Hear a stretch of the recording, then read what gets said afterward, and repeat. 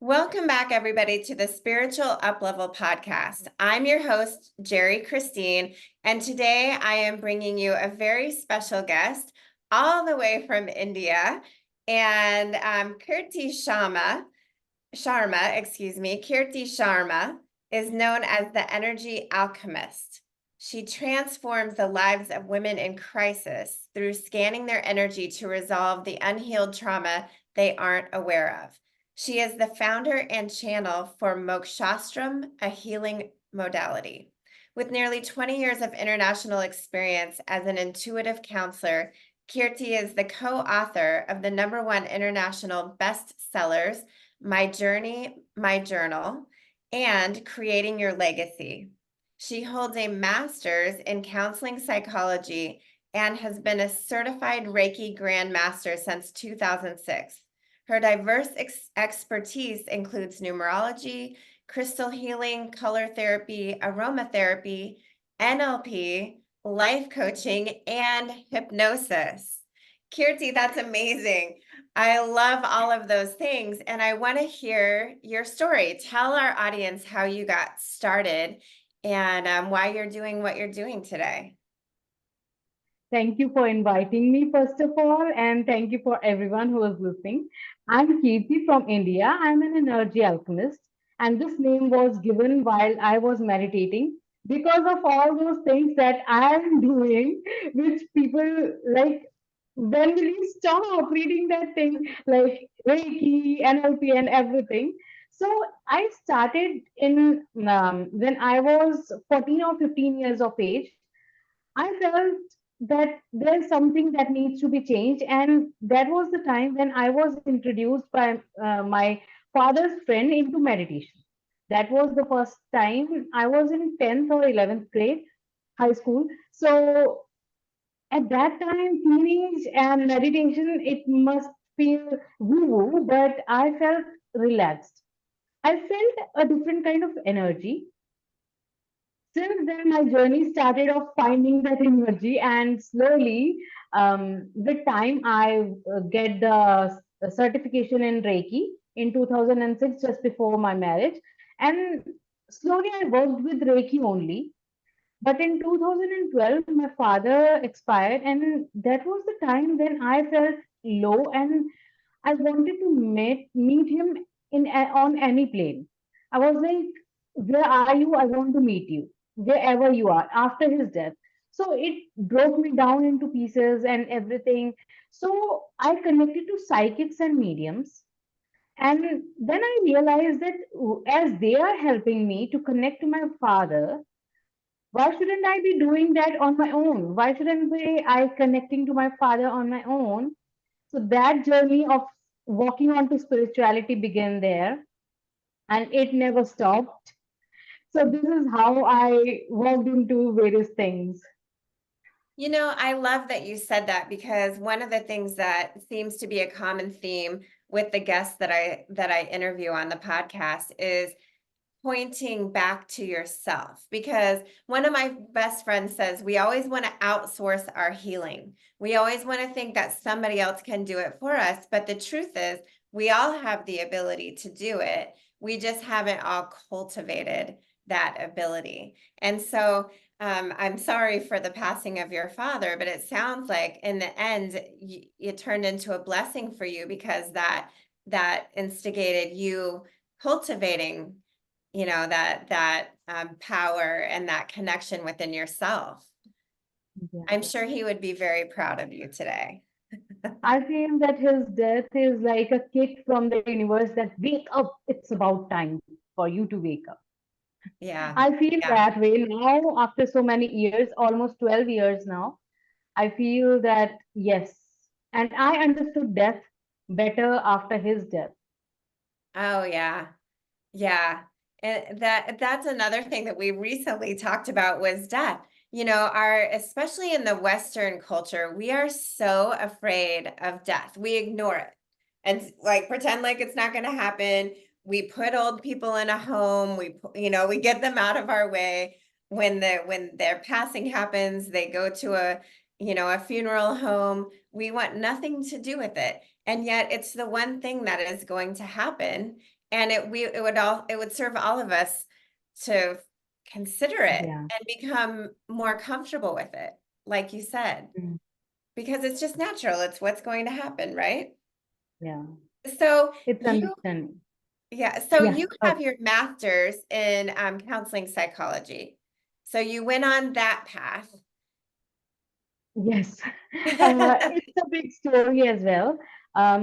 After my father's death, I felt like no one is going to hear me, no one is going to protect me, as I don't have any brother. I have a sister, and my mother was in grief. My sister was away, and she was in her grief period, and I realized I was all alone. So, although I was working on spiritual path, I learned life coaching. I get certified in life coaching and NLP as well. NLP is a kind of psychological help already. So I was on that path. I loved to read about psychology and color psychology and everything. But then things started to change. My ex, now I call it ex husband, ex husband, he had some issues which I asked him to consider, and I asked him to go to a couple counselor so that we can mend the relationship. But for him, relationship was perfect. For me, he was never been there available emotionally, and things were breaking up. So that was the thing that took me into master in psychology, because things happened, the marriage was abusive, and I didn't understand who is going to help me. So I surrendered to God. Things happened in a way where my mother had to took me and my son out of that place. It was like escaping, where I wasn't ready to run away, and she took me so that I will stay with her and relax and then go back. But later on, I realized I never wanted to go back. So when I was here, my mother was like, "What are you going to do? You are not doing any job. You have a little business, which is a client here, a client there. What are you going to do?" That's when she said, "Study something." And it's been 12, 10 or 12 years when I did bachelor's, and I said I'll do masters in psychology. Let's find out something. So that's how I came into psychology professionally, so that I can change myself, heal my trauma, which is creating such suffocation within me, and help my son as well. He was 7 at that time, and he's a teenager now. But somehow these things happen so that I can go into a scientific way to heal myself while using spirituality as well.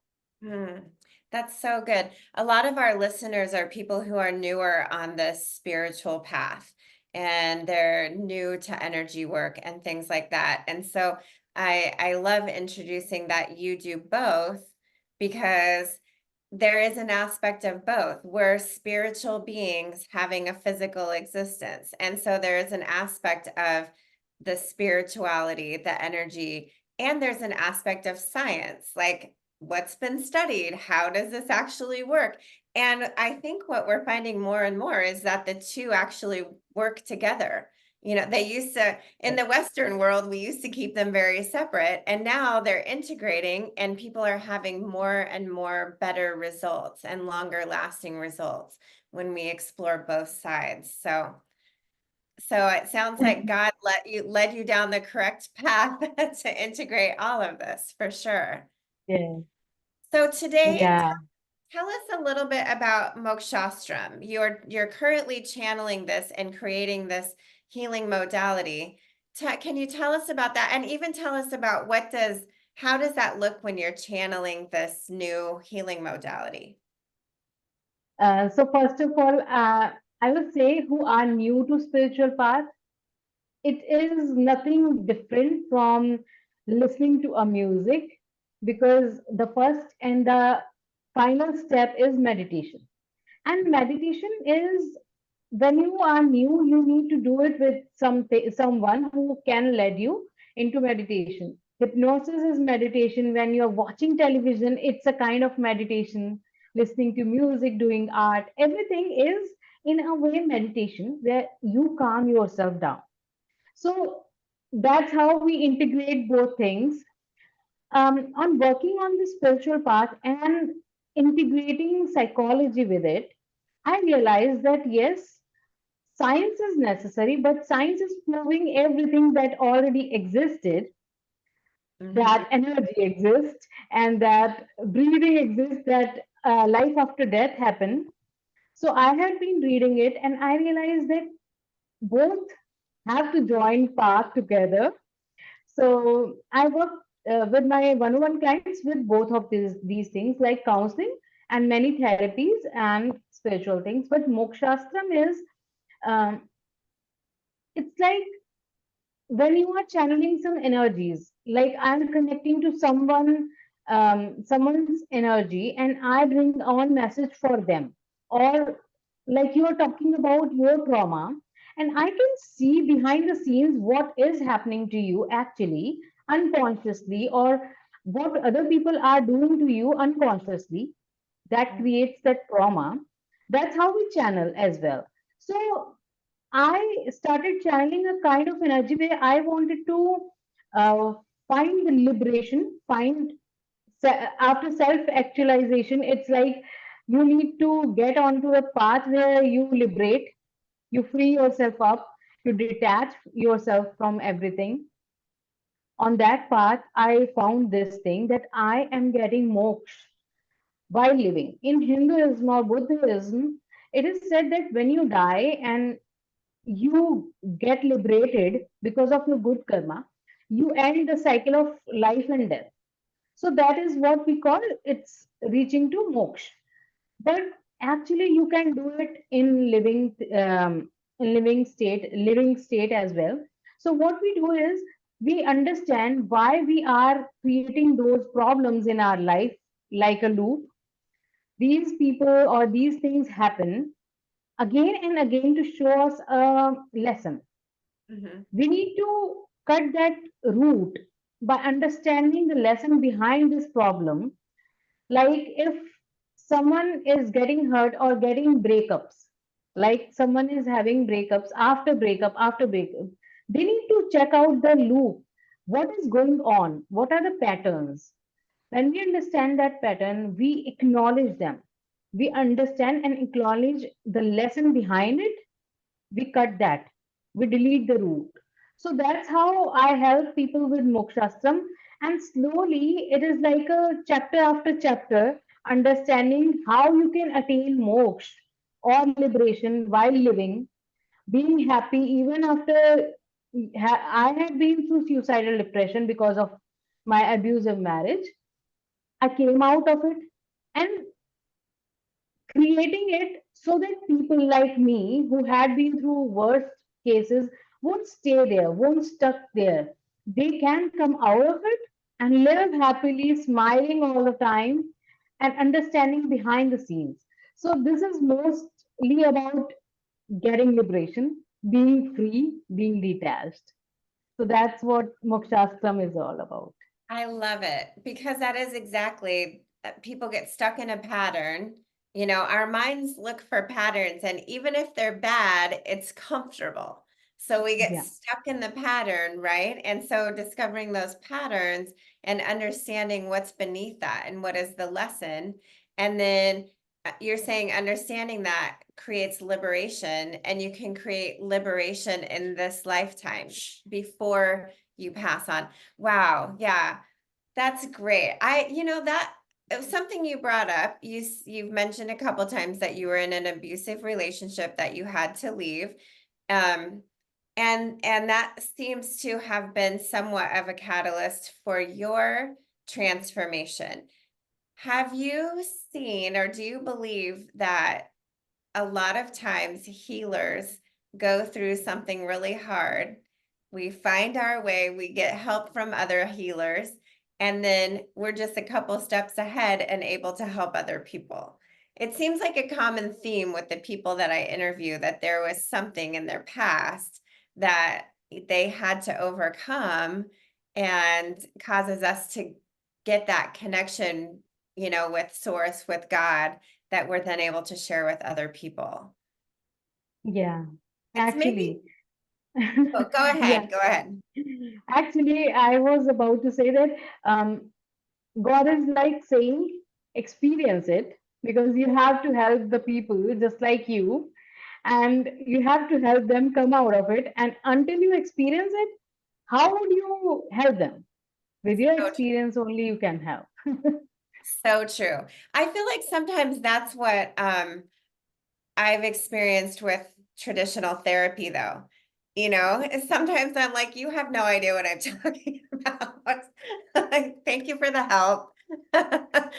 But that's so true. You have to experience it in order to truly know where somebody's going through and what is the path forward. So when you're working with someone, like you have this incredible new modality coming through, but before that, and maybe currently, since it's still coming through, what is your favorite way to work with people? Or, you have a lot of different avenues that you're comfortable working in.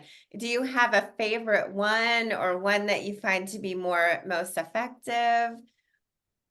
Everything comes out of me by chance or by divine. When I'm working with one-on-one with my clients, when I listen to their story, I tap into some other state where I can see things as a third person and not listening to only their story. So there are different things that I work with, but the biggest thing is meditation. I am so deep, like I will start channeling meditation for a group of people who are going through some kind of same thing.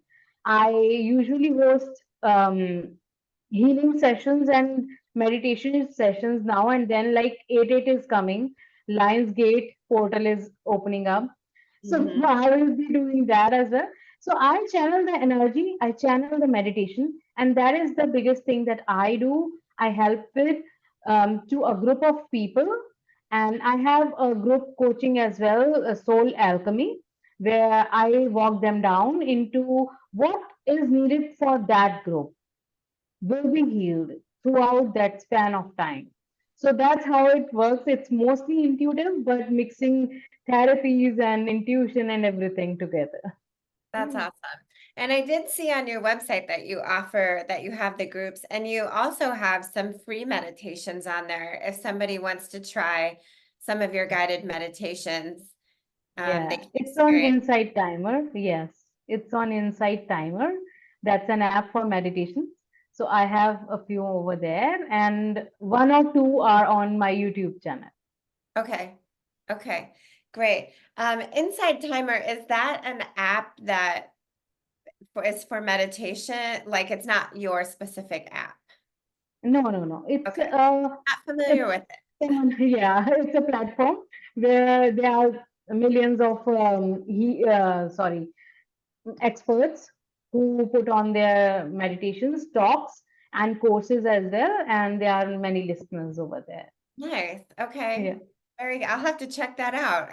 I don't know why I haven't heard of it before, so I'll have to check that out for sure. Um, so you also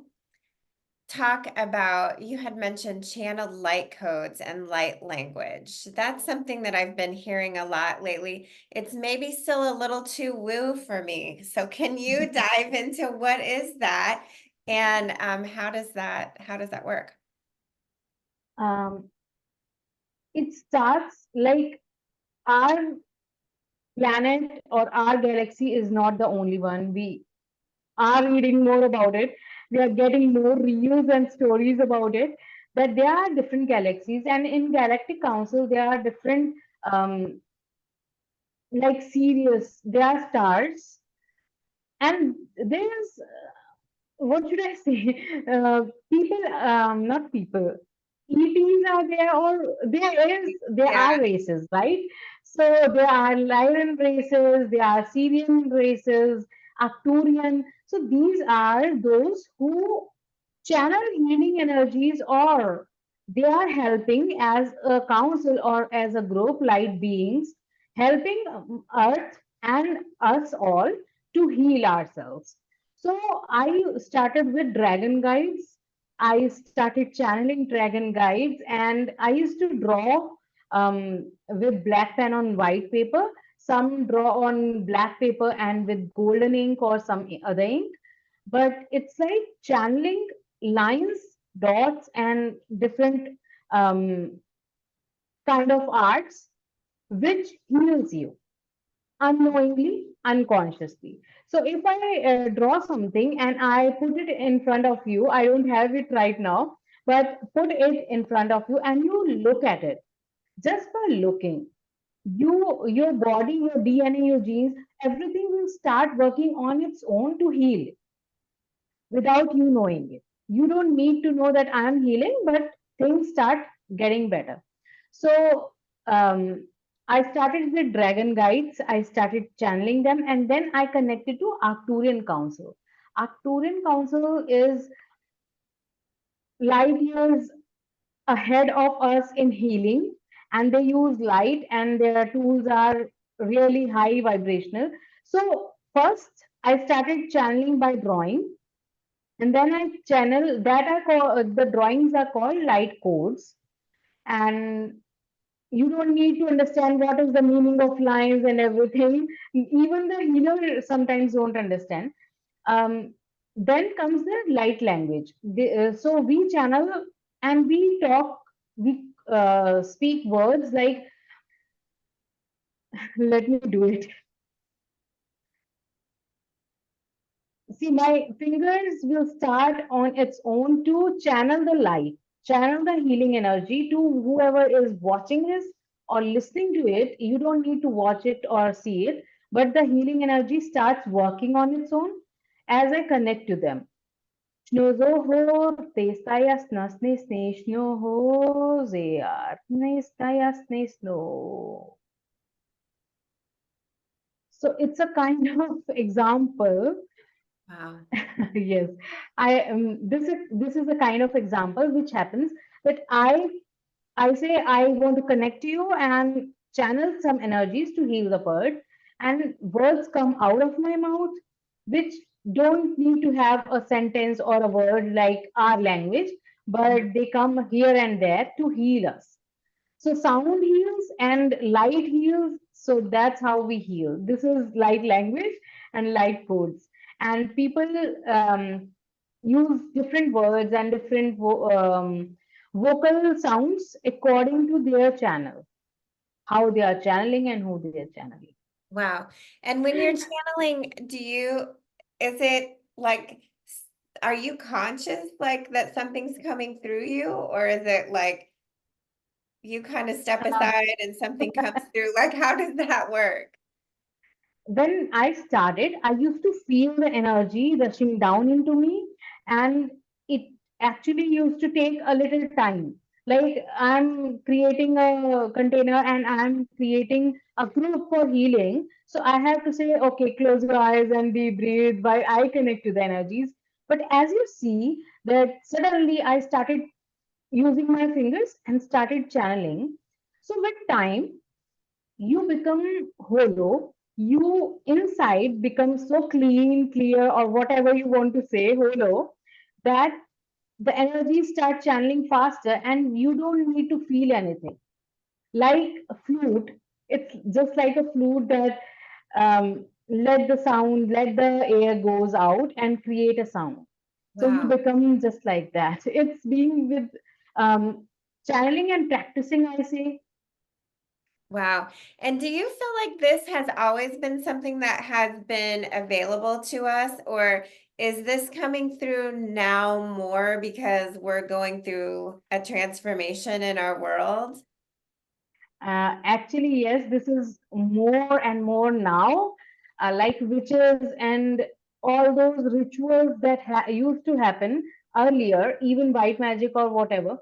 The positive practices, I must say, the positive practices and rituals that those used to happen earlier as well, but at this time, at this stage in history, we are tapping more and more energies outwardly, because as in Hinduism it says Kali Yuga is going on where darkness is too high.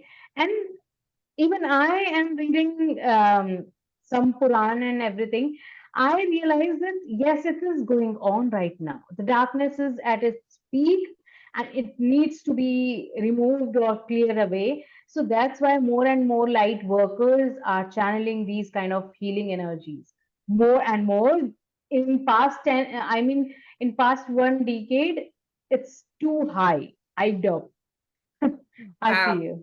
That is interesting because, like you said, the darkness is so high, but the light is also, accelerating at a very fast rate. So that is super interesting. Thank you for explaining that. So basically, everything's energy, light, sound, and that is just coming through in a healing way that helps us in ways that we don't necessarily need to understand in a mental way. Yeah. That's very cool. Well, Kirti, I've had such a fun time talking to you today. I have two questions for you before I let you go. I ask every guest these two questions. My first question is, do you have a book that you recommend that our listeners read? Mm, for me, like if you want to know about death and rebirth, I read The Laws of the Spirit World. It helped me to understand what levels we go through after death. So it helped me a lot after my father's death to understand what happens after death. And this I say must, it's a must read for anyone who's going through grief, especially grief of some losing someone, right? And the other one is I wrote, and it's on Amazon. It's it's my own book, All Life right. Beyond Hurt. Life Beyond Hurt. It's a mini book, small book, I would say, and it's on Amazon. I recently launched it through KDP, so that will help you because there are Okay. 7 lessons that you can implement in your life, and they are not only um, spiritual lessons, I must say, but they are essentials that we must take and change our life for good. Beautiful. So that's called Life Beyond Hurt, and it's on Amazon. Um, Perfect. I will look for that. And then my last question is, what is one thing that you wish the entire world knew? Don't change the world, change yourself. Oh, When you don't. start changing, yeah, when you start changing yourself, everything around you will change because the world is a mirror and you are the creator. That is so good. So good. Thank you so much for being here today. I have really enjoyed this, and I look forward to getting to know more about you and following what you do. And Thank you for so our much. audience, I just want to repeat what you just said. Don't change yourself, don't change your Don't world, change. change yourself, because the world is a mirror of you and you are the creator. So create something beautiful and lovely that you want to be part of. Oh, Yes, true. thank you Thank so you much. so much. Thank you for inviting me again. Thank you so much. I really enjoyed it. Me too.